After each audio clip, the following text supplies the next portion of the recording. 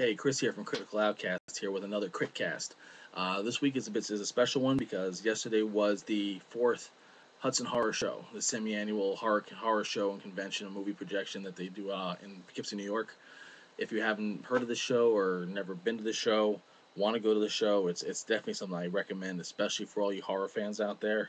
If you like old school horror, you like that grindhouse feel, you like watching movies projected off of 35 millimeter that are old, they're faded, some of them are marked up. It's very it's a great experience for the horror fan.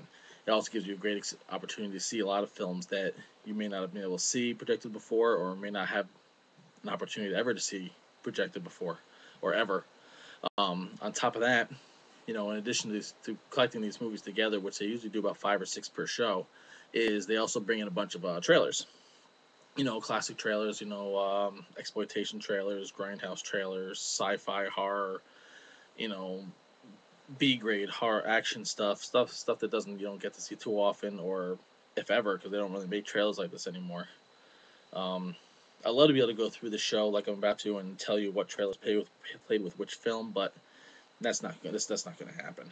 My memory isn't that good, and I'm terrible at taking notes, and I didn't take any notes during the show. But to give you an idea of some of the trailers that we did see trailers for The Annihilators, Vigilante Force, The Shining, Battle for the Planet of the Apes, Road Warrior, Mad Max, Masters of the Universe, Commando, Predator, Total Recall, Phantasm 2, Hellraiser, and others.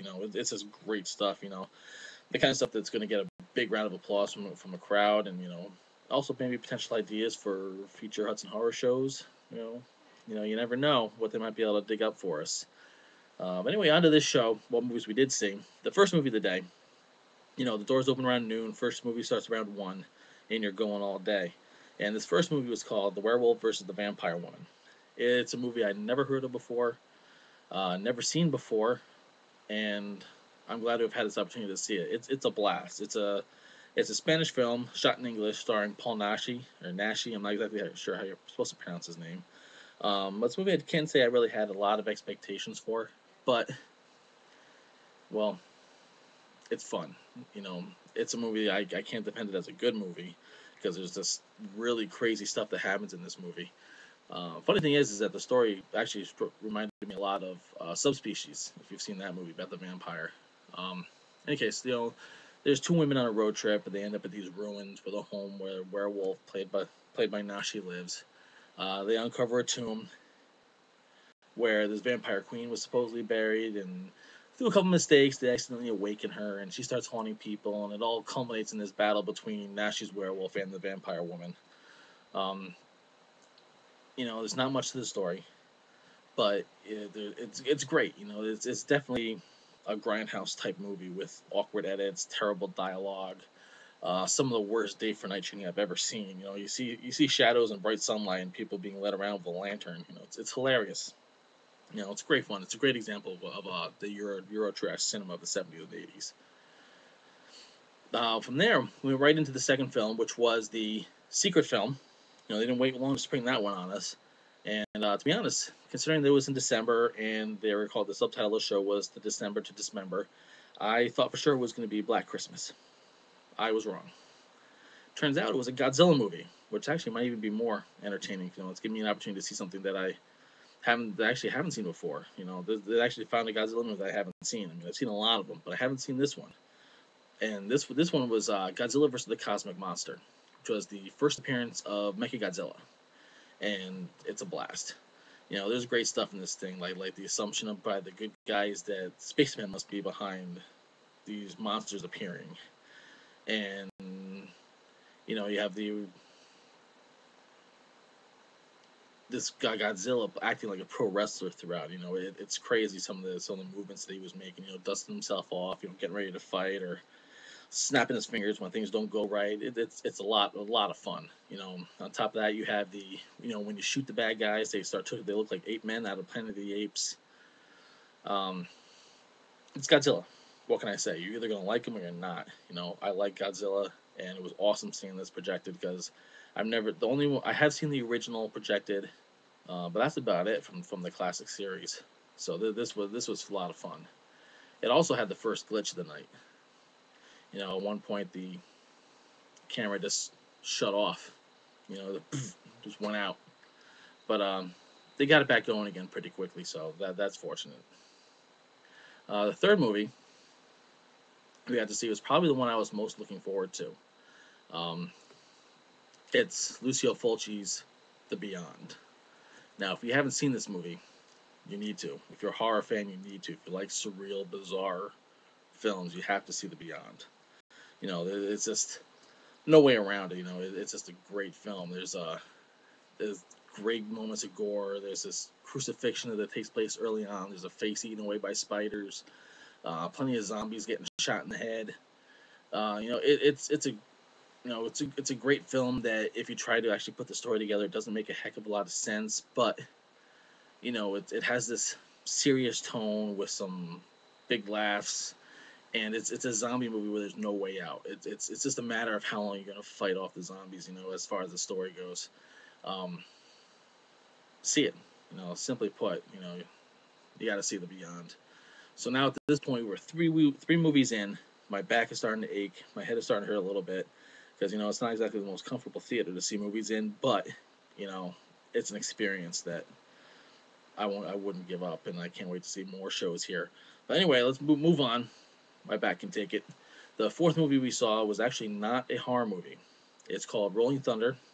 And it's a 1977 revenge film that I've never seen before and has never actually had an official release on VHS or DVD. At least I've been told that. I haven't really looked around, but I can't say I've ever really come across it before that it has been.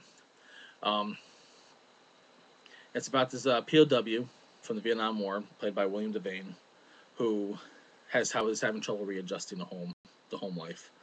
And to make matters worse, he suffers a home invasion, he's robbed, and his wife, who wanted a divorce because she loved another man, and son are murdered. Great setup, right? A little bit like Death Wish or Taxi Driver. It's kind of like those movies kind of rolled into one with a lower budget. Um, anyway, he decides that he's going to get revenge on this. He can't rely on the police for anything. So him and his POW friend, played by Tommy Lee Jones, grab their guns and head down to Mexico to, as they put it, kill a whole bunch of people. And that they do. There's a great violent ending. There's a great gritty feel to this. Devane gives a great performance. And it's a shame it's never had a home video release before because it's really a good film. Okay. From there, we went on to the fifth film, which is hands down one of the scariest movies ever made. At least it was considered to be such.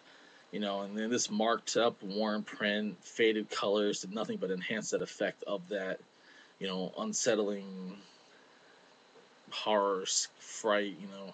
I guess you're probably wondering what the movie is by now. It's of course the Texas Chainsaw Massacre. What else? What can I say about this movie that hasn't already been said over the years? It's dark, gritty, scary, unsettling cinema that could only be made in the '70s. This is the kind of movie that you can't make today. You can try, but there you're just going to be trying to copy what was done before, and it's not going to have that authenticity to it. Um, it's a movie that holds up today. Even though Franklin might be an annoying character that you might want to kill yourself, it doesn't really change the fact that this is effective horror. Especially think about that first appearance of Leatherface. When he comes out from that hallway, hits the guy in the head with the hammer, drags him back, closes that door. It's over in a flash. But it's scary. You have no idea what the hell just happened. There's no precursor to what's gonna be going on there. It's just one of those great sequences. Combine stuff like that with that dinner sequence with Grandpa. Well, still talk about unsettling. It's definitely one of those all-time greats. And Marilyn Burns, that girl can scream. Wow. Anyway, seeing that on the big screen is fantastic, and if you ever get a chance to, you definitely take it up on the offer. Okay, and that brings us to the last movie of the day, which is another movie I haven't seen before, called Silent Night, Deadly Night. It's a film that was a big controversial slasher in the mid '80s. From what I understand, it had a rather short theatrical run, and it had to suffer a bunch of cuts in order to get an R rating, and that unrated cut is kind of hard to find because I know Chris and the other guys behind the Hudson Horror Show tried to find that cut, but weren't able to, so we had the R rated cut, which is still, it's a blast. This is not a serious movie. It is a bloody movie. It is one that kind of twists Christmas around a little bit. Sticks the knife to it a bit. But it's definitely a blast. But it starts off with this young boy being told by his mentally ill grandfather that Santa punishes bad kids. If you're naughty, he's going to punish you. He's not going to bring you toys. He's going to punish you. And so this kid, he's scared to death now. He doesn't want having anything to do with Santa because he knows he wasn't the best he could be throughout the rest of the year. As this so happens, on their way home with the boy, Billy, and his parents and his his baby brother, come across a guy dressed in a Santa suit with a broken out car on the side of the road. So of course, Billy doesn't want to have anything to do with this, and rightly so. He gets out of the car just as the Santa comes up and kills his parents. Yes. So, needless to say, he has a bit of a warped feeling towards Christmas and Santa Claus, and it's just, not a good situation. Especially when he's 18 and the toy store that he works at, the owner decides to put him in the Santa suit. Well, this pushes him over the edge, and he just heads out and starts killing people, punishing all the naughty kids around town. you know, it, it's a movie you just have to see. I mean, think about a kid sliding down a hill on a sled, and this guy in a Santa suit comes down swinging an axe like a bat at your head. That's an example. There's also a great scene with Linnea Quigley from Return of the Living Dead when she gets hung up on a deer head mounted on a wall. Stuck right on the antlers. Great stuff. Actually, I want to see this movie again now. It's definitely one to get you in the mood for Christmas. And that brings us back to the end of the show. It was a long day. Went about 12 hours. Saw 6 movies. Oh, and there were a couple other glitches throughout the day. Like when the Godzilla movie cut out on us, we had a couple more issues where during Texas Chainsaw Massacre, during the opening narration with John Larroquette, the frame stuck and melted. You've seen the melted frame looks like when it's usually. Well, that happened here to a good old print from the mid 70s, probably 76, 77 is I think when they dated this particular print back to. Well, that's gone. That opening is a chunk of that's missing now. But they were able to get the film spliced together and back going again. And the last glitch we had was during Silent Night, Deadly Night when the film split. I'm not sure exactly what happened. I mean, it didn't melt or anything, and the projectionist said he'd never seen anything like it before. But the film split, and there's another delay to get that spliced back together and put back in, get running again. So sure there were a couple glitches, but overall it was a fantastic show. In addition to the trailers and the movies, they had vendors there selling DVDs, and there were some bootlegs there and some toys and even shirts, which you can see over my shoulder here. They had the Hudson Horror Volume 4 shirt, which is actually pretty great. On the back, they actually have the name and the date, show all the films that they showed. It's great. First time they did that for any of the shows. But basically, I'm starting to ramble now. What else can I say? Hudson Horror Show, great show. Definitely see it next time. I'm guessing the next one's probably gonna be next May or June. But check out HudsonHorror.com or look up Hudson Horror on Facebook, and like them and keep up to date on what's going on with them, because I'm sure they have some great stuff lined up for us. In any case, this about wraps it up. Be sure to let me know what you think, and you can see the rest of my ramblings at CriticalOutcast.com.